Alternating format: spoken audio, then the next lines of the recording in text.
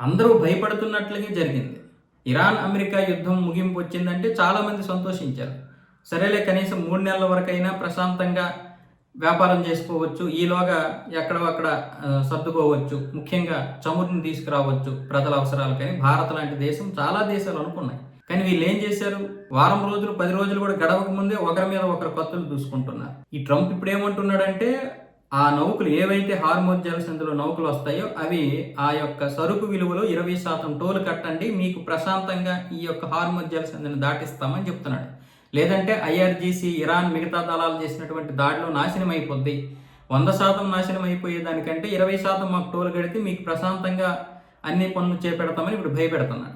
తన social media ట్రూత్లో ఇదే విషయాన్ని స్పష్టంగా చెప్తున్నాడు. ఒకప్పుడు ఇరాన్ ఏమొచ్చేసి మేము ఇక్కడ టోల్ వసూలు చేసుకుంటాం, మాకు అనుమతులు ఇవ్వండి అని కోరితే అసలు అలాంటి దానికి అనుమతులే లేవు, అసలు అది ప్రస్తావనే వద్దు అని చెప్పాడు. ఇప్పుడేమొచ్చేసి మాకు 20% టోల్ కట్టండి అంటున్నాడు. అంటే ఏంటి అర్థం?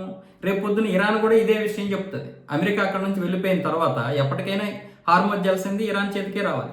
అప్పుడు ఇరాన్ ఏమంటది? అప్పుడు అమెరికా 20% టోల్ వసూలు చేస్తానంటేనే మీరు ఎవరు మాట్లాడలేదు, కానీ మేము మా దేశాన్ని పునర్నిర్మించుకోవడానికి మేము టోల్ వసూలు చేస్తామంటే మీకేంటి నొప్పి అని చెప్పి ఇప్పుడు అన్ని దేశాలకి వాళ్ళు నివేదికలు అప్పచెప్పి మనకేమొచ్చేసి ఇప్పుడు $2 మిలియన్ మాకు ఇవ్వండి అంటారు. అమెరికా లాగా మాకు 20% వద్దు కానీ ఒక $2 మిలియన్ ఇవ్వండి అన్న విధంగా ఇప్పుడు ఇరాన్ మాట్లాడుతుంది. అంటే మొత్తానికి ఏ విధంగా చూసినా రేపు హార్మోజ్ జలసంధిలో ప్రవేశించేటటువంటి ప్రతి షిప్పు 15 నుంచి 20 కోట్లు 25 కోట్ల రూపాయలు అయితే కట్టాల్సి ఉంటుంది. ఏ విధంగా చూసినా అంటే ఇప్పుడు ఆజ్యం పోసాడు ట్రంప్ ఏదో తెలివిగా నాకు పన్ను కట్టండి, హార్మోజ్ జలసంధి మా దీంట్లోనే ఉంది, మా ఆధ్వర్యంలోనే ఉంది, మా అధీనంలోనే ఉంది అంటున్నాడు. రేపు పొద్దున్న ఎప్పుడో ఒకప్పుడు ఒక 2 నెలలో 3 నెలలో 4 నెలలో 6 నెలలో సంవత్సరం తర్వాత అయినా హార్మోజ్ జలసంధి ఇరాన్ చేతికి వెళ్తుంది. ఇరాన్కి ఇప్పుడు ఏమొచ్చేసి ఇది మంచి అవకాశం టోల్ వసూలు చేసుకోవడానికి. ఎవడికి వాడే యమునా తీరన్నట్లుగా అసలు పిచ్చి పట్టిన మదం ఎక్కిన దున్నపోతు మాదిరి ఉన్నాడు ఇప్పుడు ట్రంప్. ఏం చేస్తున్నాడో అర్థం కాని పరిస్థితి. అటువైపు అమెరికాలో 250 స్వతంత్ర దినోత్సవాలు తన పుట్టినరోజు జరిపించుకున్నాడు. హార్మోజ్ జలసంధిలో మేము ఉద్రిక్తత పరిస్థితులకి విరామం ఇస్తున్నామని చెప్పి. ఇటువైపు అయతొల్లా అలీ ఖమేనీ యొక్క అంత్యక్రియలు కూడా పూర్తయిపోయాయి.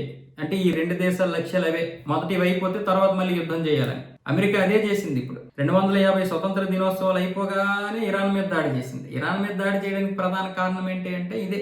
అంటే ఒక విధంగా చెప్పాలి అంటే ఇజ్రాయేల్కి సపోర్ట్ చేసినటువంటి అమెరికా తన స్వార్థం కోసం ఏ విధంగానైనా యుద్ధాన్ని మార్చేస్తూ ఉంటుంది. ఇప్పుడు ఇజ్రాయేల్ అమెరికాతో కలిసి పోరాడలేనటువంటి పరిస్థితి, కానీ ఇజ్రాయేల్కి పోరాటం తప్పదు. కానీ ఏం చేయాలి, ఎలా చేయాలన్న విషయంలో కన్ఫ్యూజన్లో పడేశాడు ట్రంప్ గారు.